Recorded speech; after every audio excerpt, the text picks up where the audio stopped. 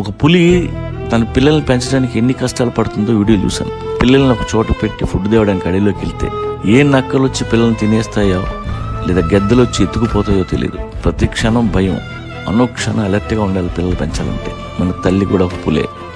నిన్నగాక మొన్నొచ్చే పెళ్లిళ్ళు ఎన్నో లక్షల సంవత్సరాల నుండి తల్లులే పిల్లల్ని పెంచుకుంటూ వచ్చారు. మొగుడు ఎలాంటోడైనా ఉన్నా లేకున్నా కంటికి రెప్పలా మనల్ని చూసే తల్లే. తల్లి లేని పిల్లల్ని అడగండి, వాళ్ళు ఎన్ని కష్టాలు పడ్డారు. మొగుడు సంపాదించినా సంపాదించకపోయినా, ఇంటికి వచ్చినా రాకపోయినా పిల్లల కడుపు నిండితే గాని ఏ తల్లి పడుకోదు. అందుకే తండ్రి కంటే ఎప్పుడు తల్లే గొప్పది అంటారు. కానీ చివరికి తల్లిని ఎక్కువగా బాధ పెట్టేది పిల్లలే. అమ్మ కాళ్ళకి చుట్టేసుకొని అమ్మ కొంగు పట్టుకొని తిరుగుతాం, కానీ వయసు వచ్చాక వేరే కొంగు పట్టుకొని పోతాం. చిన్నప్పుడు అమ్మ ఏం చెప్పినా ఆశ్చర్యంగా వింటాం, పెద్ద అయినాక అమ్మ ఏం చెప్తున్నా చాదస్తంగా ఉంటుంది. ఏ పిల్లలు మీ మాట వినరు, విన్నట్టు నటిస్తారు. అందుకే వృద్ధాప్యంలో ప్రతి తల్లి ఏడుస్తుంది, ఏడవాల్సిందే తప్పదు. అందుకే ప్రతి తల్లికి చెప్తున్నా, వృద్ధాప్యంలో మీ పిల్లల్ని తిండి తప్ప ఏమీ అడగొద్దు.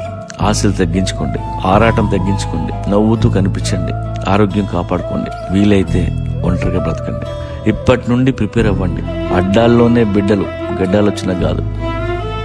రెక్కలు వస్తాయి, పెట్టలు ఎగిరిపోతాయి, ఎక్కడెక్కడో గూళ్ళు కట్టుకునేవ్వండి. అడవిలో ఆ తల్లి పక్షులు ఎలా మిగిలిపోతాయో మనం అంతే.